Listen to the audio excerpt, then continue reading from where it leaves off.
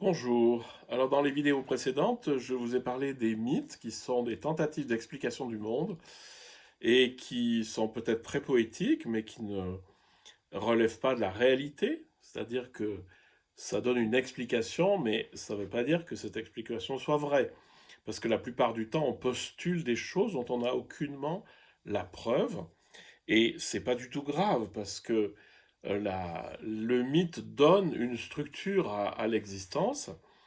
Ça commence à devenir un problème si dans un mythe, en fait, on définit ce qui est bon, ce qui est pas bon, et puis que on zigouille ceux qui font ce qui est pas bon, quoi. Ça a été beaucoup fait par les religions et par, enfin, toutes les choses qui utilisent des mythes, mais d'ailleurs même l'URSS, cette idée soviétique est un mythe. Et là, ce qui est Dieu, etc., c'est l'économie, c'est la lutte des classes, c'est tout ce que vous voulez, mais on est quand même dans un mythe. Euh, alors, il y a des mythes plus ou moins pensables, réalistes, etc., mais c'est pas la question. Je vais vous parler d'une question qu'on me pose extrêmement souvent et qui est très difficile à expliquer. Et je voudrais juste vous défaire la question. La question, c'est souvent, oui, mais si Dieu est amour, pourquoi est-ce qu'il y a des horreurs dans le monde? Et pourquoi est-ce qu'on observe la maladie, des choses comme ça? La solution des cathares est intéressante. Elle dit, ben voilà, le monde ne peut pas avoir été fait par Dieu parce qu'il n'est pas parfait comme lui. Mais moi, j'ai beau être parfait, quand je fais certaines choses, elles ne sont pas parfaites non plus, hein. Je veux dire, quand je découpe un morceau de papier, bah, des fois, c'est pas droit. Et c'est pas faute d'être parfait, moi. Et voilà, je vais juste vous faire sentir que c'est pas parce que Dieu serait parfait qu'il ne pourrait pas faire une création imparfaite. Mais le problème, c'est qui dit qu'elle est parfaite et qui dit que le monde est imparfait. Voilà, les vraies questions, c'est que derrière cette remarque, il y a plusieurs mythes. Et il y a le mythe que Dieu est parfaitement bon, hein, etc., qu'il est le créateur qui fait tout. Et donc, ça vient en contradiction apparente avec, oui, mais moi, ce que j'observe dans le monde, c'est qu'il y a de la maladie, il y a de la mort, il y a des choses insupportables, il y a des choses inadmissibles, il y a des choses injustes. Donc, quel est le rapport?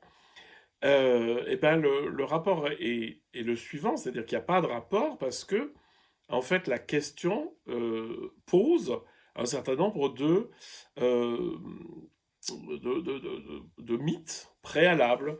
Le mythe de la création par un Dieu tout-puissant et bon, et puis aussi un mythe, mais qui est insidieux, c'est le mythe de croire que la création pourrait être telle qu'elle est, mais bonne, c'est-à-dire sans souffrance, sans mort, etc.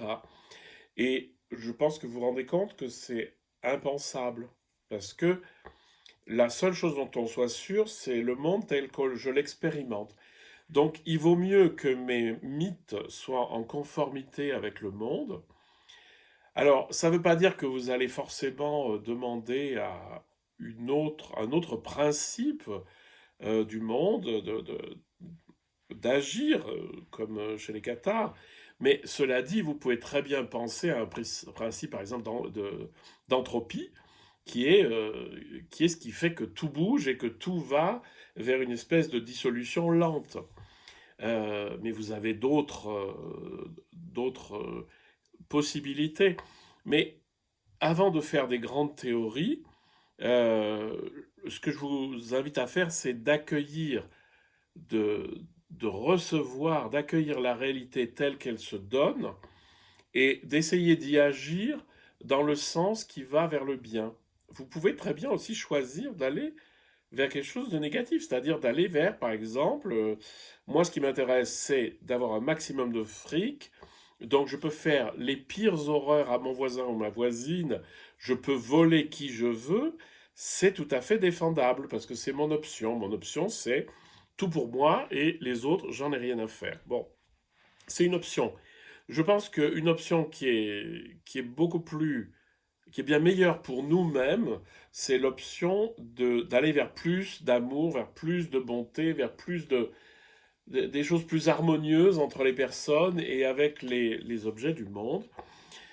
Pour une raison très simple, c'est que si j'agis dans le monde d'une manière désintéressée, c'est-à-dire pas uniquement orientée vers moi, euh, et que je le fasse simplement pour le bien de tout le monde, y compris de moi-même d'ailleurs, mais je serais bien plus heureux.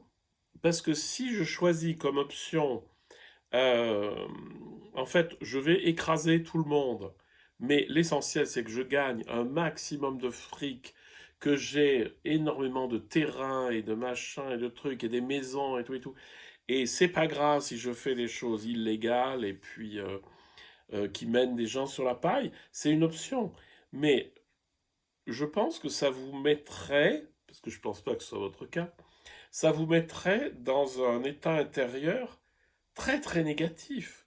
De ne voir que votre intérêt, mais c'est totalement destructeur. Et ça ne vous satisfera jamais. C'est-à-dire que c'est pas en ayant une maison de plus que vous serez rassasié. Non. Si vous êtes dans cet état d'esprit, vous allez en vouloir une autre, puis une autre, puis une autre, puis une autre, et puis il faut vouloir le monde, etc. C'est ce qui est arrivé à tous les grands dictateurs qui ont essayé de prendre tous les pays qu'il y avait autour d'eux, à moi, à moi, à moi. Et puis, je n'ai pas besoin de vous faire de dessin pour voir que ça a toujours mal fini, et que ceux qui sont en train de faire la même chose aujourd'hui, ça finira mal aussi. Donc, ça ne met pas être dans une avidité, ça me met pas dans un état intérieur positif.